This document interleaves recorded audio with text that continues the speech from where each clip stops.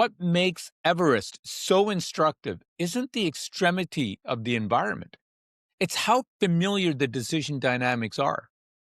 Because if you strip away the altitude, you're left with something many of us recognize: pressure, commitment, incomplete information, and decisions that have to be made without guarantees on what happens next.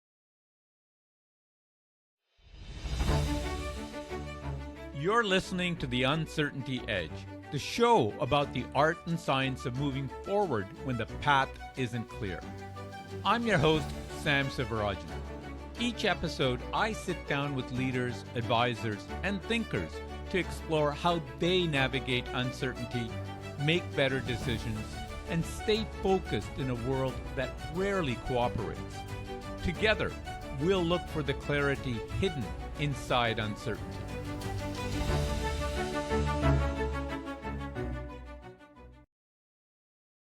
Welcome back to the podcast. If you've been listening for a while, you'll notice that the name and the framing have shifted a bit.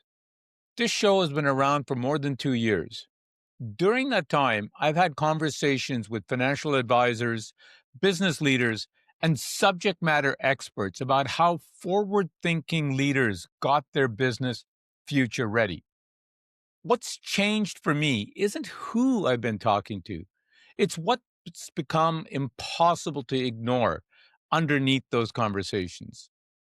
Whether I'm speaking with financial advisors, business leaders, or subject matter experts, the same tension kept surfacing. Not what comes next, but how do I decide now when I don't have certainty and waiting feels risky? That question kept surfacing outside of the podcast, in boardroom meetings, in advisory conversations, in moments where the data was incomplete, but the responsibility was still very real. That's what this evolution of the podcast reflects. This is the Uncertainty Edge podcast, a show about decisions that matter, where the stakes are real, certainty is impossible, and judgment is more than simply being right or wrong. I'm Sam Sivarajan, and I want to start this next chapter with a decision context that's been studied more than almost any other, not just because it's dramatic, but because it's revealing. Mount Everest, 1996. In May of 1996, 4 groups of climbers, 33 in total, were attempting to summit Mount Everest. These were not amateurs. The guides were experienced. The climbers had trained for years. The systems were in place. The risks were known. And yet, as summit day approached, conditions began to shift. Weather patterns became unstable. Winds picked up. Visibility deteriorated. Warnings had circulated, but not in a way that stopped forward momentum. The summit was close enough to justify continuing. Turning back felt like wasted effort. Waiting felt like a lost opportunity. Progress itself became reassuring. Then, a massive storm hit. Winds became extreme, temperatures dropped sharply, and navigation became almost impossible. 8 people died. What makes Everest so instructive isn't the extremity of the environment, it's how familiar the decision dynamics are. Because if you strip away the altitude, you're left with something many of us recognize: pressure, commitment, incomplete information, and decisions that have to be made without guarantees on what happens next. The Everest disaster has been analyzed for decades, not because of mountaineering technique, but because it exposes predictable patterns in human judgment. People didn't suddenly become reckless. They became human under pressure. Signals that contradicted the plan were discounted. Commitment increased as costs mounted. Delay felt prudent until it became dangerous. Action felt decisive until it became irreversible. None of this required bad intent or incompetence. It emerged from capable people operating in conditions where uncertainty overwhelmed structure. Everest didn't create those dynamics. It simply revealed what happens when people lack a shared way of thinking through decisions when pressures rise. And that brings us to a framework many leaders still rely on to describe their environment. VUCA. VUCA, volatility, uncertainty, complexity, and ambiguity, has been around for a long time. It's been used in military strategy, corporate planning, and leadership development. And it's not wrong. The world is volatile. Outcomes are uncertain. Systems are complex. Signals are ambiguous. The problem is that VUCA stops short of the hardest part. It describes the environment, but it doesn't help you decide within it. Most decision makers don't need to be reminded that the world is chaotic. They're living that reality every day. What they struggle with is something more specific: knowing when to move and when to wait, how to separate signal from noise, how to act without overreacting, and how to take responsibility when the data won't settle the question for them. VUCA creates awareness, but awareness doesn't produce judgment. And that gap between knowing the conditions are uncertain and knowing how to act responsibly anyway is where decision failure tends to show up. When certainty isn't available, decisions often break down in one of two ways. Either people move with haste, rushing in too quickly, acting to relieve discomfort rather than to improve outcomes, or they hesitate too long, waiting for clarity and certainty that never fully arrives. Both responses might feel responsible in the moment, but both can be costly.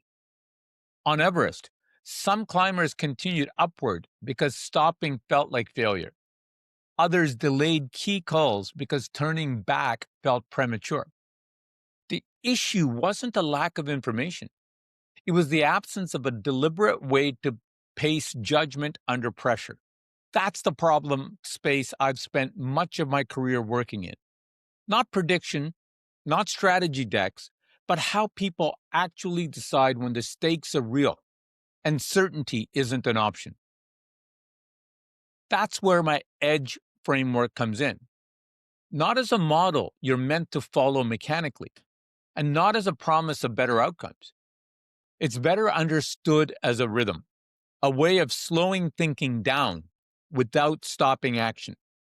At its core, it's about establishing what actually matters, diagnosing what's signal and what's noise, acting deliberately rather than reactively, and staying adaptive without panicking or locking in too early. The value isn't in the labels. It's in creating enough structure so that judgment doesn't collapse under pressure.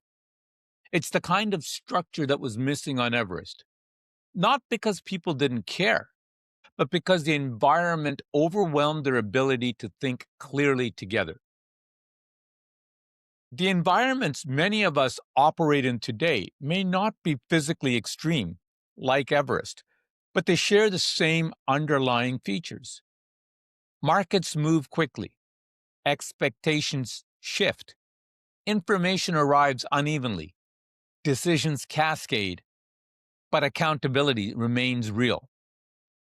Most organizational failures don't happen because people misunderstand the environment. They happen because decisions drift. Trade-offs stay implicit rather than explicit. Responsibility blurs, and action becomes reactive. VUCA tells you where you are. Judgment determines what you do next. That distinction and how to work with it is what this podcast is now centered around.